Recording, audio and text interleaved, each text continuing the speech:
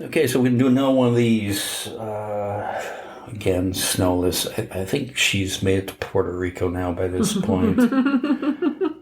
God, must be nice.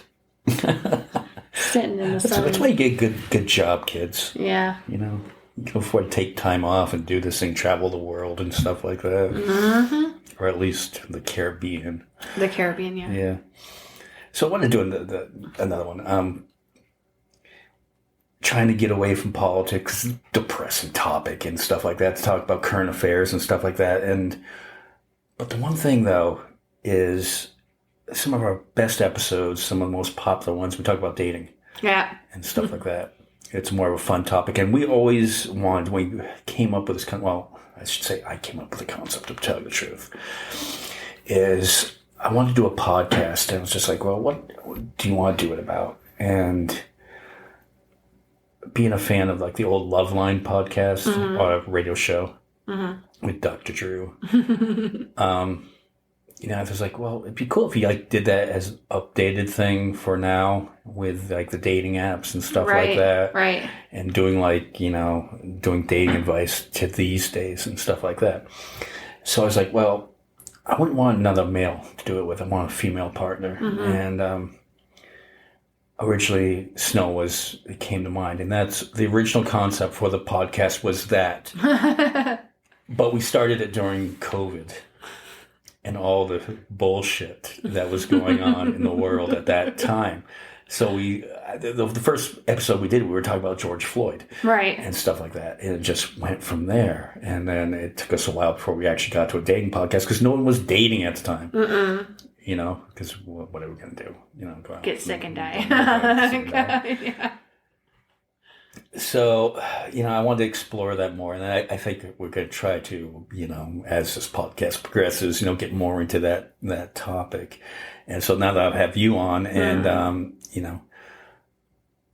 do you feel fortunate that you're married? Yeah, in some aspects. I mean, life is harder, because you have to live with somebody that's a complete opposite from you. Like, they're messy, you try to clean. They're lazy, you try, like, it's just, or you're overwhelming with your emotions and they're not. Like, it's rewarding. I'm going to say it's rewarding because I don't have to deal with the way the dating scene is today. Like, from friends that I've seen that are single, it's sad. Like, it's very sad. Oh, it is. It's sad out there. It's sad. I'm very fortunate, as much as my husband can be an a-hole and is mean. I would rather deal with that than be in the dating scene. Like, I would much rather deal with that. Before we touch on that topic, and this goes to relationships, how do you deal, because you two have kind of the polar opposite, say, beliefs politically, sort of, you must come together on certain issues, but you're... Yeah, some issues we're really close on. Like, there's been times where I've been like, hey, why'd you post that? And he, would say, well, I posted it because I thought it was funny. And I would, say things like, well, I was like, do you think I'm a baby killer because I believe in rights or whatever? He goes, no. And he takes the post down, because he didn't realize that that's how it looks, because he has daughters. There's stuff. But, like, I don't get involved. If he's got... I try not to get involved. If there's something that's kind of like, he's probably not wrong, I try to find an even ground with whoever he's fighting with. But a lot of times, like, he doesn't comment on my posts about stuff like that, and I typically don't. Like, I just scroll past it. Yeah, I don't. I know that he has his beliefs, and he's allowed to have his beliefs. I have to understand that we are still two very different people.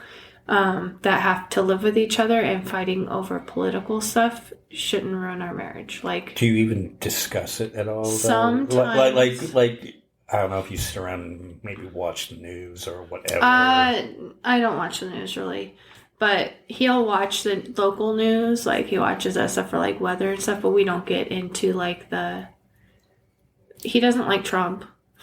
I tell you that right now. He doesn't like Trump, but he's a very he's very conservative in some aspects, like a little to where people think he likes Trump, but he's trolling. He's literally trolling to get a reaction out of people because he's bored. And I just stay out of it because I know what he's doing. But I don't know. It's different. Like, he doesn't believe in the LGBTQA community. Like, he doesn't understand it, I guess, because of his own beliefs. But he doesn't keep me from supporting my friends and being there for them and going to events and saying what I feel about it. He doesn't stop me, and I don't stop him from having his feelings. So we kind of just respect that. And it gets hard sometimes, I'll tell you right now, because I'm a very outspoken person. Right. But I've had to learn to not fight with him about it. Now, if he's saying something that he thinks is funny that's racist, I say something. But a lot of times I just I know what he's doing. He's just trolling. I'm not going to get stuck in that troll stuff and fight with him. Yeah. It's what it is. I mean, I don't... It's hard. Yeah. It's difficult. How did you meet? We met at church, actually. Okay. Yeah, the church, Central Church here in town. And we became good friends, and he was nearly in recovery, so he was kind of crazy. He wasn't on meds or anything yet. So he was too scary for me to be with then. And we went, we've known each other, been each other's life for 8 years, been married for 6. So it took us a few years to a year and a half to actually link up and be together, but... Okay, well, I mean, that's kind of I've heard that, like, you want to meet somebody, go to church. Yeah. But church isn't what brought us together, though. Like, we met each other and became friends there, but the church isn't what brought us together. We did that on our own. I think that's the hard part, though, is just meeting somebody organically. Yeah, and you can meet really crappy people in church, too. Don't let, if people are listening, don't ever think that you have to find a good person in church, because there's crappy people there, too. Well, I don't know when the last time I met somebody like... Well, organically, without social media. Yeah. Oh, yeah. One started with social media, but it wasn't like on a dating site. Social media has its big downfalls. I feel like, especially in the dating, because everybody's lives are all there, and it's so easy to hide things on social media through Messenger and stuff. Because in the old days, you had to call somebody or send a letter. Now you can send mass messages to girls or guys, and you could be in a whole ass marriage or relationship and be talking to other people. And it's just social media can be a downfall in relationships, or they can be a blessing if you use it right. I don't remember the last time I went up to somebody in a social situation, hey, hi, how you doing? Hi, Michael. Yeah. Yeah, I mean, because it just seems like, because everybody's on their phones too, and stuff like that. It seemed like it'd be hard to I'm just gonna bother this person, right? Yeah. Even if you find them attractive and stuff like that. Oh, that and social media makes standards, people's standards, unrealistic. The TikTok, they see these guys, these muscles are and then they don't know what it's like to actually meet somebody, know somebody from the inside, for their heart and their soul. They're just about looks, and that's literally one of the biggest downfalls. And the same on the men's side. They're oh, yeah. This girl, da-da-da-da. I watched a guy post the other day about, I wish girls would stop using filters because when you actually meet them, they look like trolls. And I'm like, really? You've been talking intimately with this person for months, and then you meet them in person and it doesn't matter anymore because they don't look like their filter. Yeah. No wonder you're single. I mean, yeah, but you are conditioned to do that. I know, yeah. I mean, I'm guilty. All right. Oh, keep what? All right. Okay. Yeah, I'll link with that one. Yeah. Yeah. I swiped left. We have a running joke that I was all laughing one day about Tinder, and I go, I swiped left and found, because there was I swiped left and I found the love of my life and this and that. In the commercial, I was I swiped left and found myself with my body in pieces in a 6-foot hole because I swiped left on Tinder. I mean, it's so odd. I mean, I remember when internet dating first came out, and you'd be afraid to tell people like, "Oh yeah, I met. Where did you meet?" Oh, we met on the internet, and they'd kind of like give you that look of shame. Like, what the hell? Like, what are you doing? Yeah, what are you doing? And now it's kind of the opposite. Now it's weird. Like, wait, you met this person organically? Yeah. I met John organically. Yeah. I didn't meet him, like, we weren't friends on social media until after we met organically, you know, and we got to, like, we didn't really talk much. Like, he invited me over because our sons were friends for pizza, and we just became friends, and it went further from there after a few years. But well, I mean, even Snow. I met Snow on a dating site. And then we had gone out once, and we just realized that we didn't have that spark, that chemistry. Became friends, yeah. We became friends, so. Yeah. I mean, I also think that we had the same last name, which kind of both freaked us out. Have you done 23andMe? Yeah. We're not related, are we? Maybe we're related.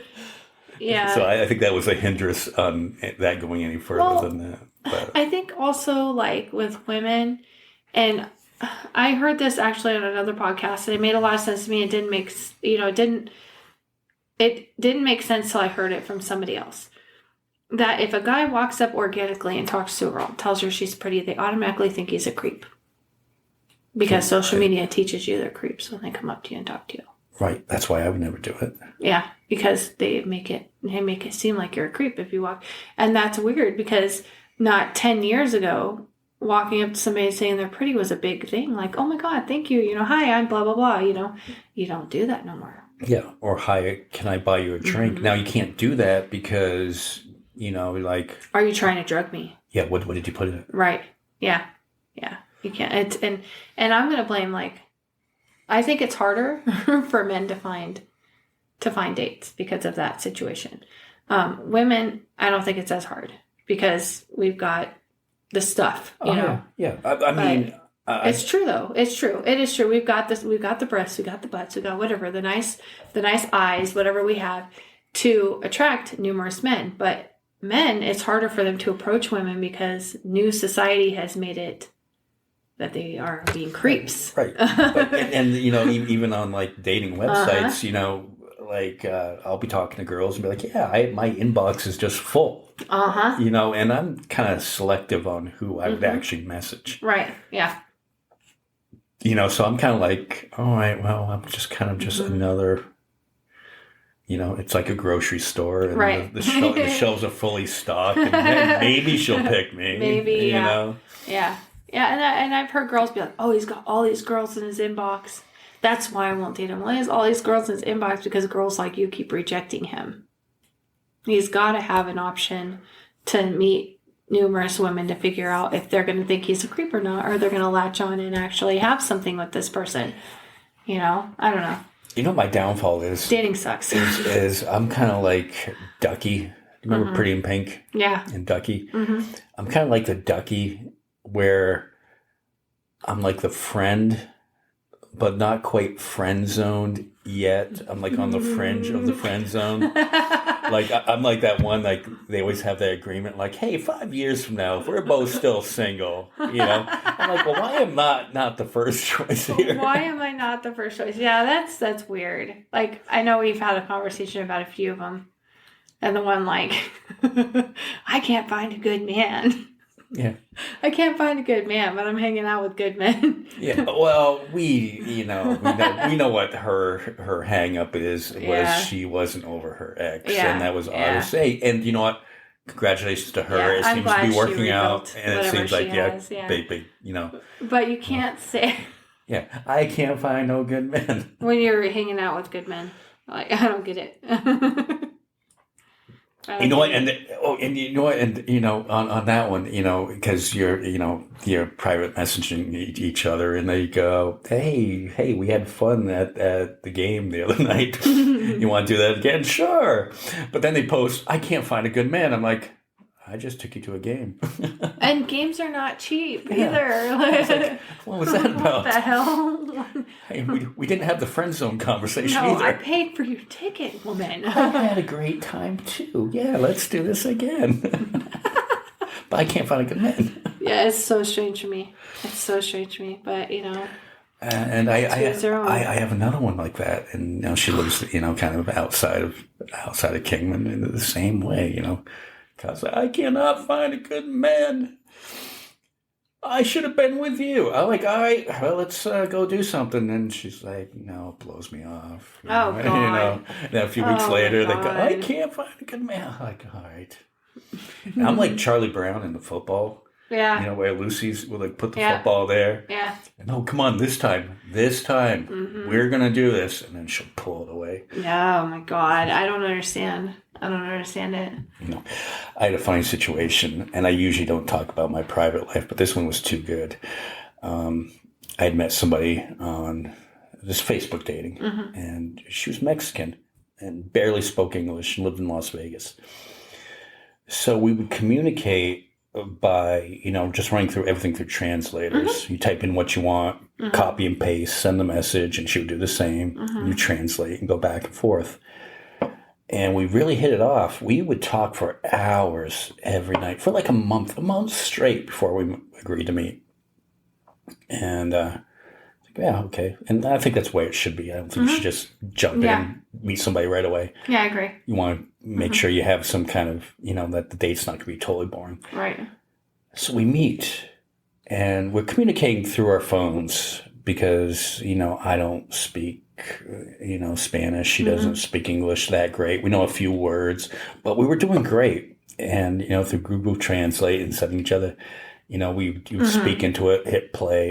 It would, decipher it. And it was a fun conversation. We had lots of laughs and stuff like that. And it was an awesome, awesome date. I mean, really great One of date. those good ones. Yeah. If you know what I mean. It was a great date. Yeah. And then the next day, again, we stayed in Vegas, spent the night together, and we had planned on spending 2 nights up there. I was going to work from there, but my computer wasn't working.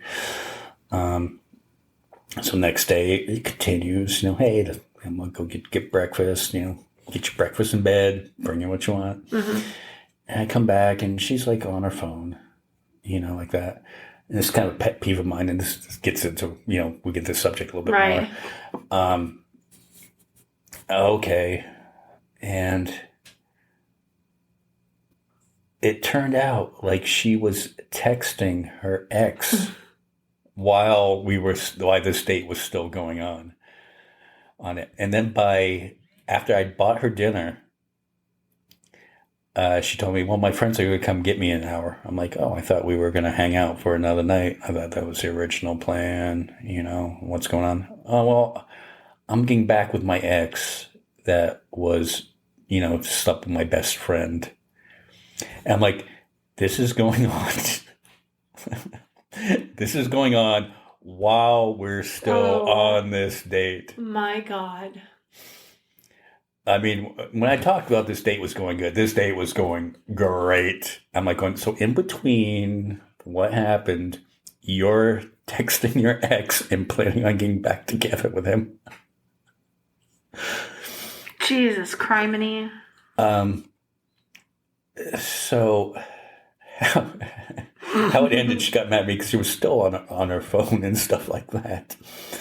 So I was going to leave the next morning and come back here from Vegas. So I was going to be like, okay, well, you're on your phone. I'm going to start bringing a load of stuff down to the car.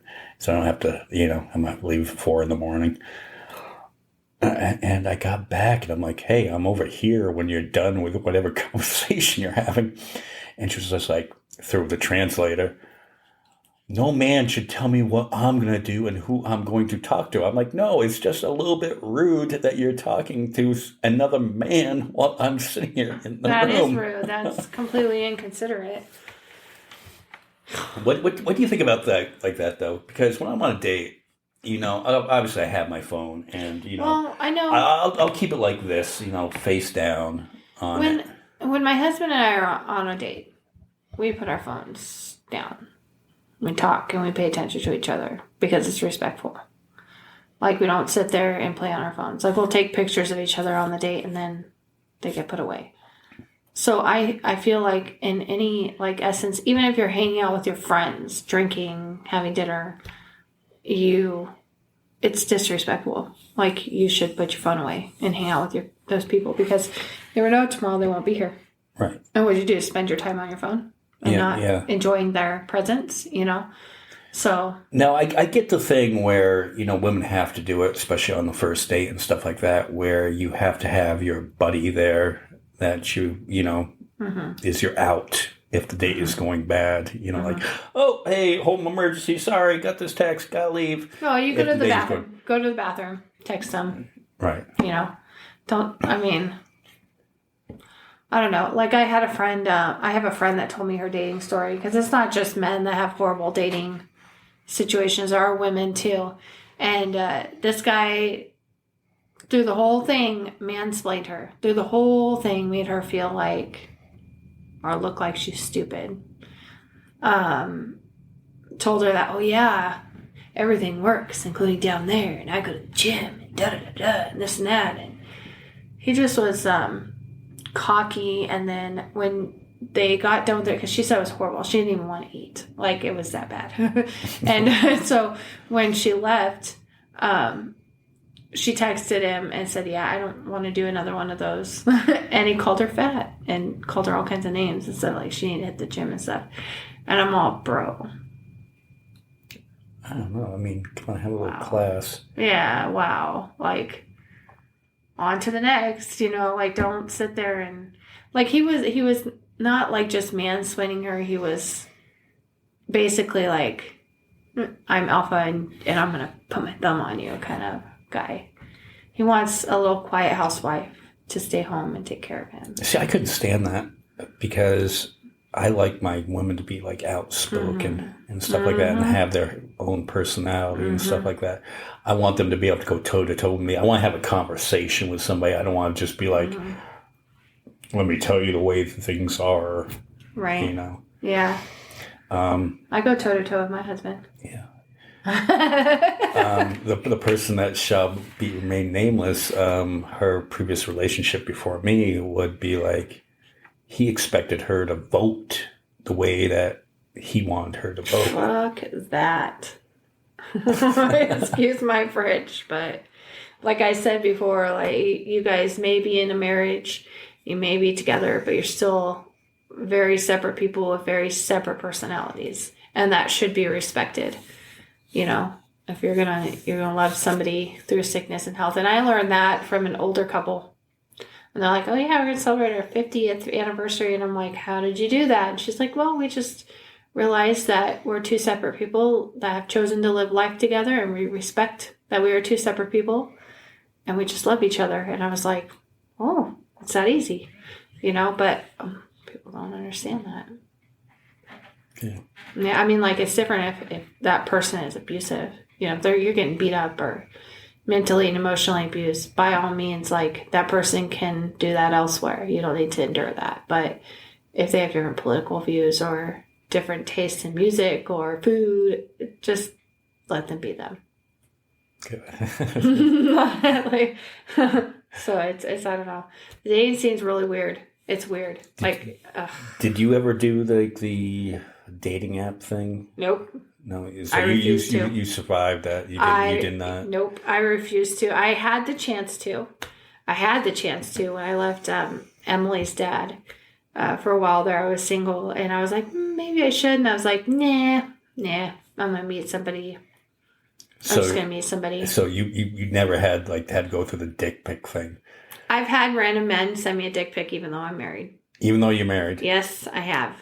On what planet does that ever work? I had a guy message me the other day that was like, hi. And I was like, I'm not even friends on Facebook. And I was like, is that the one you posted about? Yes. Oh, yeah, that was crazy. Yeah. And I blocked him. And I guess it's common for him to do that. But it happens. I've had people be like, oh, you're pretty. And I just open up the message. I see, oh, you're pretty. I open the message and there's a penis in my face. And I'm like, that doesn't turn me on. Yeah. Like, I'm just going to, like, show Facebook what you're showing me. Like, I'm just going to expose you, bro. Snow would be like, do you want to see what this guy just sent me? Like, no, I do not want to see it. Look at this penis. But But I wanted to like start a side business where you sell like really good ones, like really good dick pics, and you sell them like the Dirk Diggler, from Boogie Nights, like, and like send that. Do that on OnlyFans. Yeah, and then you not on OnlyFans, but you sell these dick pics and be like, okay, send this to instead of sending what you got, send this, and maybe she'll be impressed. Maybe she'll be impressed. That would be funny. That would be. You'd probably make a lot of money off of that. But they'd be in for a world of disappointment when it came down to it. Us women don't be like, hey, you're hot. Here's my boobs or my vagina. Like, come on. Well, no, I've had that though. Girls, it does happen. It does. Yeah. Oh, not really. You usually have to talk to them for a little bit before that happens. No, I've had guys just pop up and boom, there's penis in my inbox, and I'm like, you can clearly see I'm married. My profile is very public. I have my husband all over my profile. Why are you bothering me? I wonder what phenomenon that is. I think it's so common that people cheat that they just assume nowadays because people are unfaithful, very unfaithful because of social media. I'm going to be honest. Right. Well, I suppose like if you send out 100, maybe you'll get a bite. Maybe you'll get one back. You might get one with STDs on drugs. Sure. Yeah. One that's out of her mind. Or one just doesn't feel like she's good enough, so she's going to bite onto it. I wouldn't. I just go, oh, cool, block. Don't even entertain it. Back in your day, what was your worst dating story? When you did?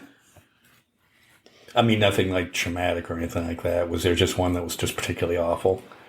Yeah, kind of. I went for drinks with a doctor. I was a learning doctor at the hospital that people introduced me to. Like, yeah, be with a doctor. And he was cute.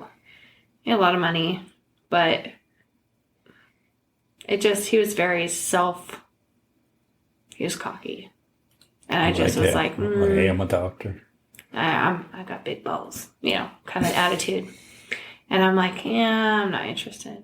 Was it just like boring? No, yeah. Well, not really. It just didn't I like somebody who makes my mind go and I can have conversations and stuff with. But he just was all about himself. And then I had a friend go, well, he has a lot of money. You should have latched on to it. Yeah, but I don't want to latch on to somebody who, regardless if they have a lot of money, they're probably going to cheat on me. Like, they're probably going to be unfaithful. Yeah. Like, they're not going to be a good dad if they're full of themselves.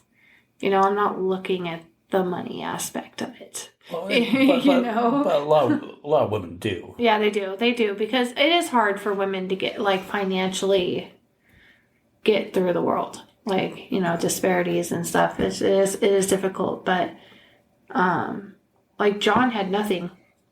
Nothing. Just him and his son. Yeah. Had a mediocre job. He was rooming with somebody when I met him. He didn't have a home. He didn't have a car. We just hit it off. Yeah, I mean, I can tell you from experience, I've had one relationship that I had that was a good relationship, and we had split up, and maybe we should have tried to work it out, but we didn't, and she moved in with someone that had a lot more money than me. And I think even to this day, she kind of goes, well, yeah, I've got money, but I don't have the emotional connection that I had when I was with you. Yeah. But then you get stuck in that situation. You get stuck because they financially have a hold on you. Like, what am I going to do if I leave? Where am I going to go? Yeah. I'm going to be homeless, Yeah. And meanwhile, the best times that we had was we were broke on the weekend, but living in Massachusetts, we're snowed in, and, we just, go out, go get a 12-pack at the store down the street, get some food, whatever we can eat, because everything's closed, and, those were great times, and we just put on YouTube and listen to music all weekend. Right, yeah. I mean, and those are the best times I've had with my husband is we hadn't had any money, and kids would go to the babysitter or go to my mom's, and we just enjoy each other's time. No money to go out, do nothing, make dinner at home, and just be there with each other. So, I mean, it's just, I don't know. Dating is weird. I don't honestly, if John and I ever were to separate, even if one of us, or if he was to pass away, or God forbid any of that happened, I don't think I would even date, to be honest. I would not be able to get into the dating scene. I'd probably stay single, only because I see how much of a mess it is. Yeah. I've watched you go through your mess. I watched a couple of my friends go through their mess, and I'm like, I don't want that. Well, and it sucks, especially when you do meet a connection with somebody. Like, I had that with the girl in Vegas where we would talk for hours. So I'm like, okay, well, we obviously have some kind of connection. Right. There. And then she's going back to her ex. Yeah. That's just so much of a mess. Like, people are so, and I think that even reflects on the mental health stuff. Like we've talked before, people need therapy, and I don't know. A lot of people don't know their worth. Yeah. Well, they're afraid of finding their worth. Oh, something's good, and I know it's going to be good for me, but nope, I don't deserve that. So I'm going to go back to what I feel obviously, like I deserve. and the previous one, the one that ghosted me was, wow, we had a great relationship, but just what happened. And I think maybe she wasn't mature enough. Maybe she'd been through too much trauma. I don't know. She needed to heal. But they she needed to do some healing. They just disappeared. Yeah. Yeah. Not even on social media anymore. As far as I know. I've looked for her. No, to check on her. She's on TikTok. Okay. I do get notifications. I'm like, why? So-and-so from your kind of... She probably doesn't feel like she deserves better.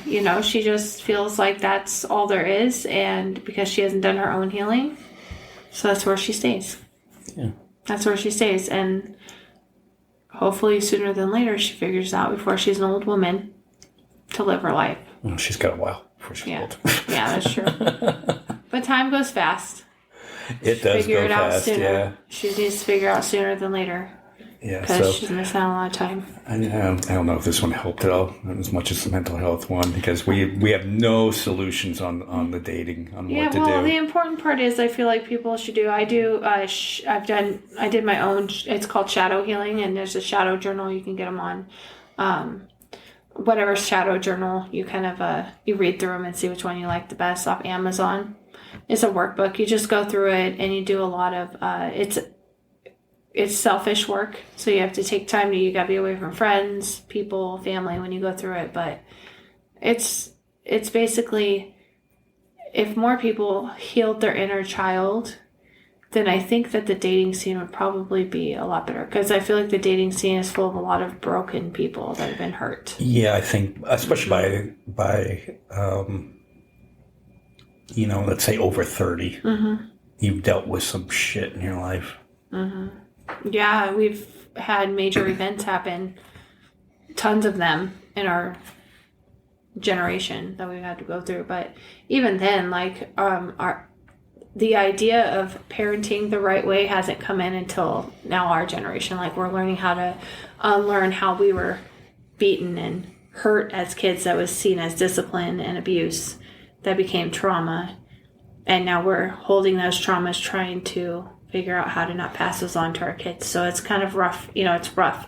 And a lot of the people who are in the dating scene are in their 30s, believe it or not. So, and then you're single parents too, and there's time constraints, and then you're dealing with life and everything else, and financial issues. Yeah, and it's rough. And I think meeting somebody organically, even though it's kind of rare now, if people would heal themselves, I think meeting people organically would be a little... Because I didn't understand the importance of not putting my phone down to spend time with my friends until while I was shadow working, I lost 2 of my good friends in a car accident. So that was like a holy shit, I better take care of my friends and take time and put this phone away.